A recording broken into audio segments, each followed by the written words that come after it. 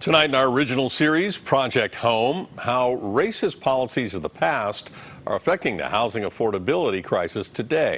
Redlining, predatory loans, and toxic land are still hurting black families in the Bay Area. Tonight, Susie Steimle shows us one woman's struggle to stay safely housed. Vanessa Bulnes says if you don't think racism in housing still exists, you need to swing by her neighborhood. Get in your car and just ride down East 14th. Go into East Oakland.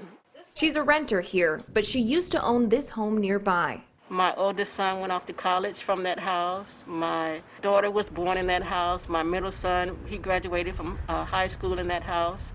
During the mortgage crisis of 2008, her husband had a stroke. He stopped working, which cut their family income in half. While applying for a loan modification, Vanessa then fell victim to predatory lenders. She's one of 35 homeowners in her neighborhood to lose their home to foreclosure that same year. It was nationwide, and that was the heartbreaking part too, is that we were literally losing the opportunity to pass wealth on to our children.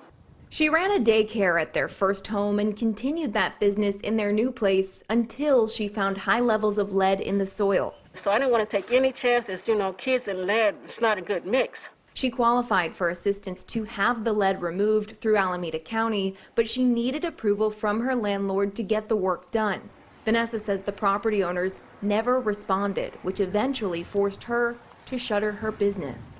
So no kids means no income. No income means no money to pay rent. That put her family at risk yet again. So once we got behind on our rent, then of course came the unlawful detainer notice on the door. We were candidates for eviction. Housing is really the linchpin of structural racism, or what some people call systemic racism. Stephen Menendian is the director of research at the Othering and Belonging Institute at UC Berkeley, which studies structural racism in housing. He says Vanessa's experience is typical for many African American families. During the mortgage crisis, black families were 70% more likely to be targeted by predatory lenders than white families. Many of those homes were located on land with a history of redlining. Redlining is a practice from the 1930s. It prevented black families from buying homes in certain neighborhoods and qualifying for home loans.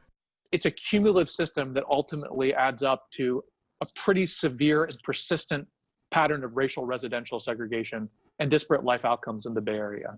These same neighborhoods are often built on toxic land. According to Alameda County Public Records, East Oakland has some of the highest numbers of lead poisoning cases in the country.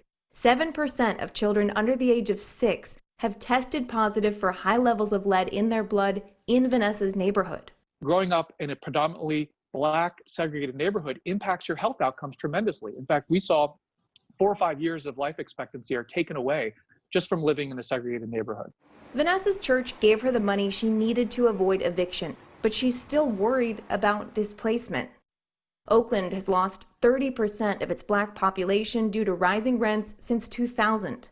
And so what happens is that you have segregated communities of yesteryear becoming the gentrified communities of today. She worries her family could be forced out next. I'm still a tenant, so no. I don't feel like I have housing security. Housing security to me is when you own your own home. And since we don't own this home, I don't feel like we have housing security.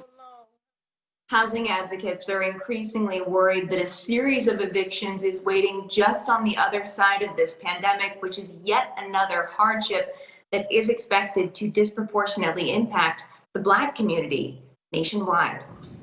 Yeah, it's interesting. We've reported that San Francisco is trying to make eviction protections and put them in place during COVID-19, make them permanent.